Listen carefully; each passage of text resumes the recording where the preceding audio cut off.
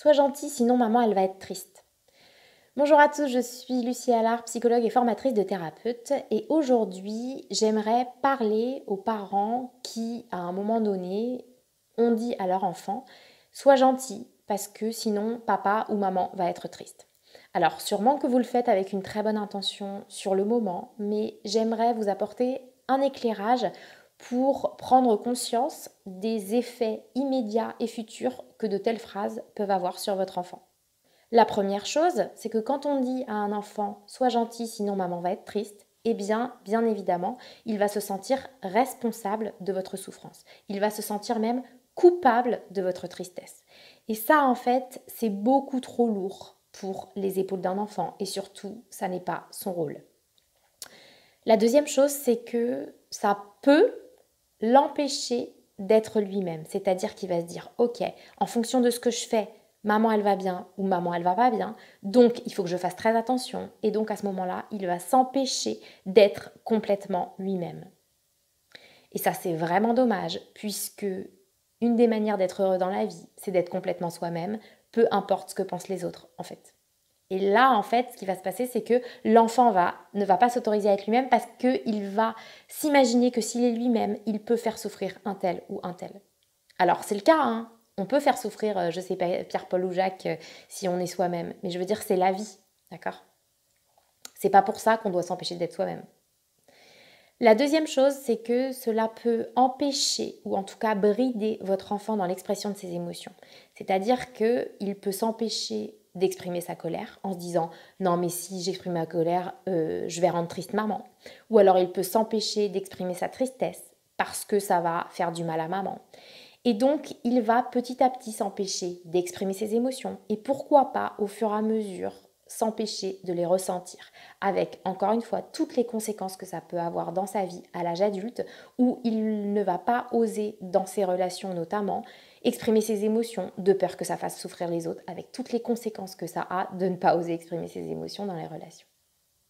Ensuite, ce genre de phrases, bien sûr de manière répétée, peuvent mettre la croyance à l'intérieur de votre enfant, en fait il faut que je sois comme ci ou comme ça, sinon on ne va pas m'aimer. D'accord ? Et ça peut aussi faire que votre enfant en grandissant va avoir peur du regard des autres parce que, en fait, c'est comme si cette phrase « sois gentil » ou « sois comme ci » ou « sois comme ça, sinon maman va être triste », ça veut dire que je suis coupable de ce que les autres pensent de moi. Alors que pas du tout, en fait. Ça appartient aux autres. Mais les gens qui ont peur du regard des autres pensent de cette manière-là. Si je suis comme ci ou si je suis comme ça, je vais avoir tel effet sur les autres ou les autres vont penser ça de moi ou je vais être coupable de leur souffrance. Donc, bien sûr, cela risque plus tard de le faire se sentir coupable de la souffrance des autres et ça peut avoir énormément de conséquences dramatiques. Par exemple, quelqu'un qui se sent coupable si l'autre souffre, il va, ou en tout cas il peut, rester dans une relation par peur de faire souffrir l'autre. Donc il y a des gens qui restent toute leur vie dans une relation pour ne pas se sentir coupables de la souffrance de leur conjoint.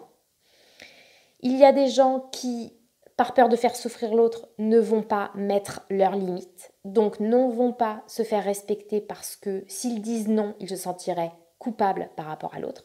Donc vous voyez toutes les conséquences que ça peut avoir. Donc vraiment, je me suis dit que c'était important que je vous offre cet éclairage-là à vous en tant que parents, parce que parfois on dit des choses à des enfants sans prendre conscience de l'impact que nos phrases peuvent avoir. Et puis aussi de vous poser la question quand vous dites à un enfant « sois gentil, sinon ça va rendre maman triste ». Est-ce que « sois gentil », c'est « sois gentil » dans l'absolu ou c'est « fais ce que je te demande » ou « fais ce que je veux ». Parce que si c'est « fais ce que je veux », ça va apprendre à votre enfant que s'il ne fait pas ce que l'autre veut, il est coupable de sa souffrance. Et donc ça, dans le futur, ça va avoir comme effet que par exemple dans une relation, il va se sentir coupable de la souffrance de sa femme s'il ne fait pas ce qu'elle veut. Et ça va pas du tout en fait, parce qu'on n'est pas obligé de faire ce que les autres veulent et c'est pas pour ça qu'on est coupable de leur souffrance. Sachant bien sûr que si un enfant fait exprès de vous provoquer, si un enfant fait continuellement des bêtises, c'est peut-être qu'il y a d'autres questions à se poser. Est-ce que votre enfant va bien ? Est-ce que émotionnellement il va bien ? Est-ce qu'il ne s'est pas passé quelque chose qui fait qu'il essaie d'attirer votre attention, par exemple en faisant des bêtises ou autre chose ? Mais en tout cas, il y a une explication si un enfant est dans la provocation ou s'il n'arrête pas de faire des bêtises. Ok, donc là, c'est peut-être des questions plus profondes à se poser avec ou sans l'aide d'un professionnel.